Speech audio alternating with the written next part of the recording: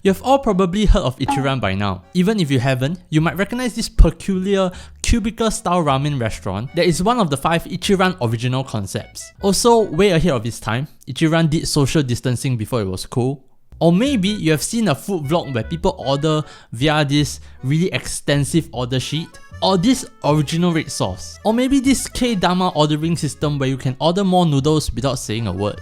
Or this tonkotsu broth. Maybe not this tonkotsu broth. It looks like every other tonkotsu broth, but it is one of the 5 original concepts. If you have never seen any of this, well, a really popular ramen brand has its own instant noodles. A box of 5 packets of these go for 32 Sing dollars, which makes one bowl about $6.40, which converts to about 5 USD per bowl. Opening up the pack, you'll see the non-fried Hakata style noodles. I'm not sure what that means, but there is a strong wheat smell straight out of the packet. There's also the soup seasoning packet and an original red sauce, which is more like a powder. And that's it. It doesn't come with any toppings. But I chopped up some spring onions myself and added an ajitama. Now the coolest thing about these noodles, right, is that it follows that extensive order sheet I talked about earlier. So on the back of the packet, you can see that if you want the noodles extra firm, you cook it for 2 minutes, which is what I'm going for today. If you want it normal, 2.5 minutes, and so on. There's also the level of spiciness, where the normal level of spiciness is half a packet. And then if you want double spicy, it's the full packet. Unlike cooking a normal instant noodle, I actually measure out the recommended amount of water so as to give it a fair chance. Put that all together and we have something like this. Looks pretty legit, huh?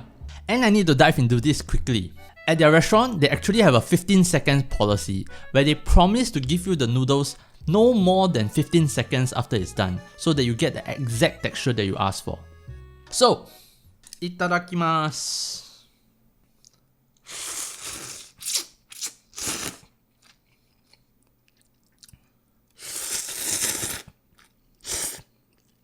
Hits and misses.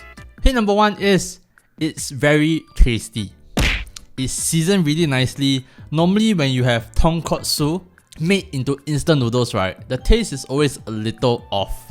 But this one, as you can see, it's really pretty delicious. I finished every drop of the soup. The shoyu taste or soya sauce taste is quite pleasant. Hit number 2 is the chili powder or the red chili sauce is quite fragrant. I was quite excited to see like a dark red chili paste, right, like what they advertise on the packaging, right? And it's a little bit disappointing for it to just be a powder, but the powder is pretty fragrant. Although they say double spiciness is the full packet, right, I imagine this level of spiciness to be acceptable to a lot of Singaporeans or Southeast Asians. Noodle quality is okay, but not exactly a hit. I cooked the noodles to 2 minutes because I wanted them extra firm, right? But because of, filming and everything, it has to soak into noodles for a little while more. But even then, the noodles texture is still okay. I wouldn't say like super bouncy or whatever, but it's okay. Hit number 3, and I think the biggest hit, is that it's just really cool. It's like almost having like a DIY kit of the original Ichiran Ramen, and then for them to follow the same design, right?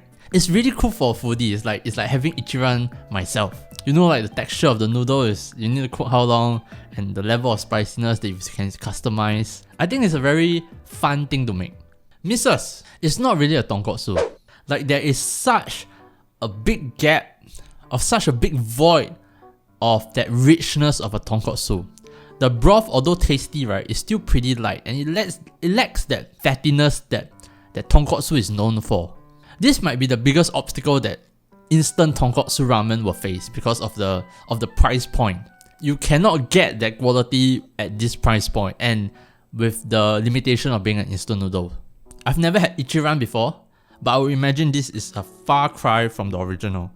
So verdict, can skip, can try, can stay. Can skip means that you shouldn't try these instant noodles.